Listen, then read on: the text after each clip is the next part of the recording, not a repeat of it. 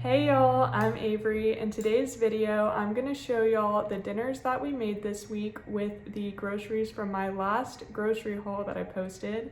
And these dinners we made for two people, myself and my boyfriend, and we're not following any specific diet, but we are trying to incorporate more seafood and vegetarian meals.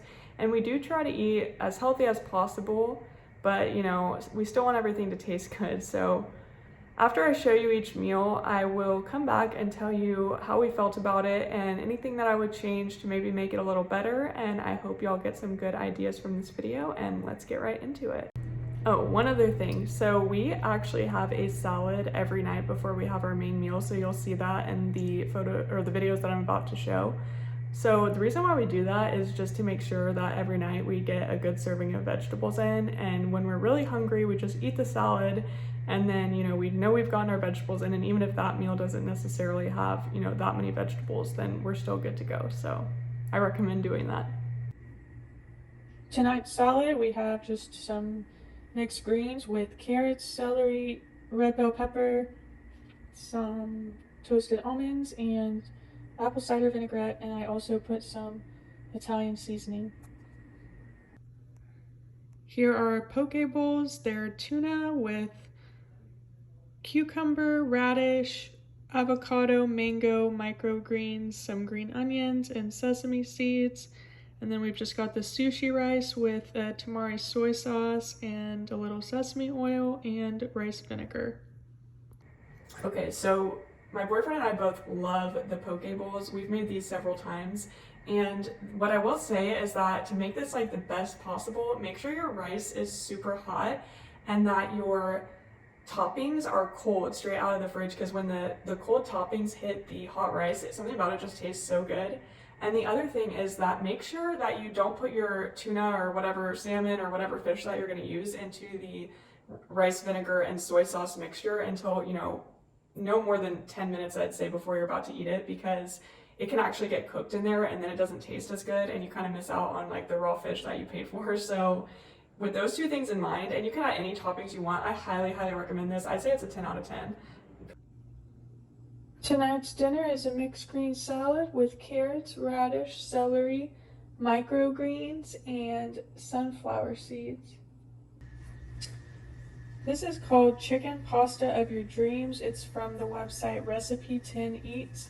It's banza pasta with chicken, spinach, sun-dried tomatoes, a cream sauce, and topped with bacon, parmesan, and fresh parsley. So for the best chicken pasta you've ever had recipe, we did like it, but now the ingredients in it, it kind of ensures that you're gonna like it. And I wouldn't really say that it was the best pasta that I've ever had, but it was good. And keep in mind, we did use banza noodles, so they don't taste quite as good as regular noodles, but it wasn't my favorite meal of the week, but it was good. Our salad tonight is a recipe from Downshiftology. It's arugula, tomato, eggplant, microgreens. We put goat cheese, then olive oil, and a balsamic vinegar. Tonight's dinner is meatloaf with green beans and mashed potatoes.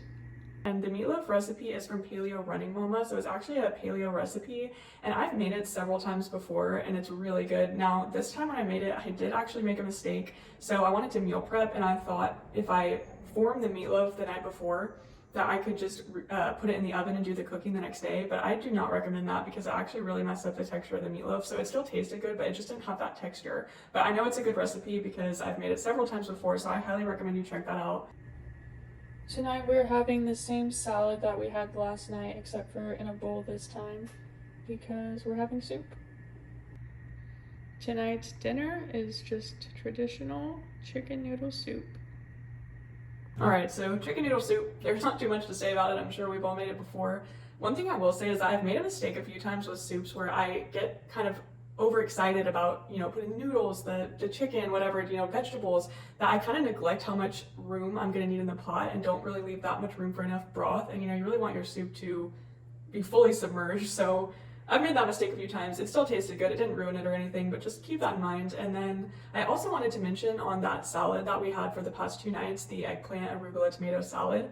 If you get an eggplant that's not, you can kind of tell when you open it that it's, or cut into it, that it's not the best eggplant.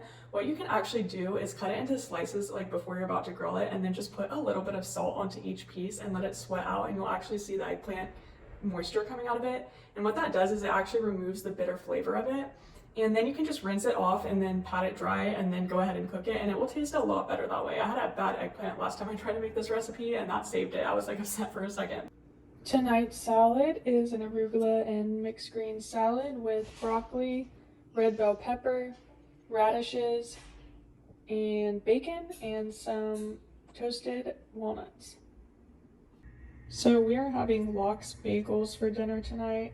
It's a homemade bagel made out of almond flour with cream cheese, tomatoes, smoked salmon, eggs, capers, dill, red onion, spinach. Here's another view of the bagels once we got them assembled.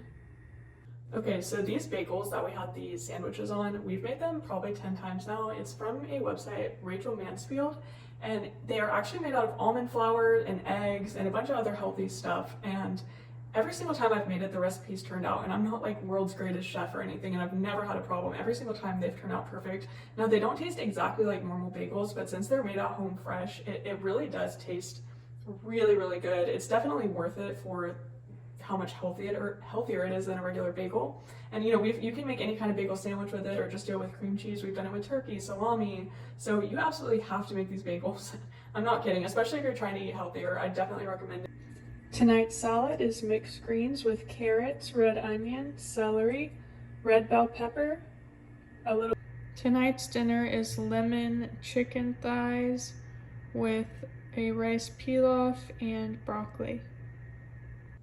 All right, so this chicken lemon rice meal was so good. It just, especially, you gotta make it with broccoli. This is a Laura Vitale recipe from Laura in the Kitchen. She says put something green, but broccoli, honestly, do it with broccoli. It was so good. And normally we don't like chicken thighs that much, but in this recipe it really worked. And kind of one of the things that she says to put is chicken bouillon. And if you watched my grocery haul from last week, I hadn't been buying that for a long time because it's you can't really find like a super healthy chicken bouillon. A lot of them it's just kind of like a lot of artificial things, but she calls for it in a lot of her recipes, and I was in the mood for it, and so we used the Better Than bouillon, and it really does kind of take it to the next level, and it lasts for a long time. So tonight's salad is a little smaller than usual because we were running out of things. It's the end of the week, but we've got some leftover spinach and mixed greens.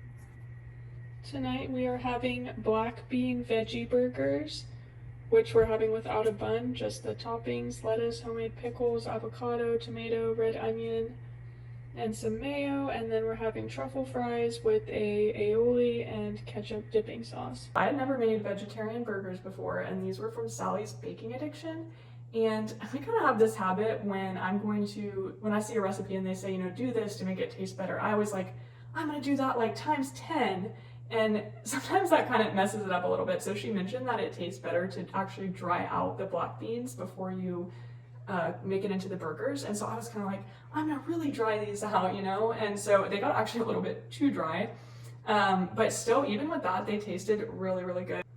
All right, so that's all I have for y'all today. If anybody watched all the way through, thank you so much.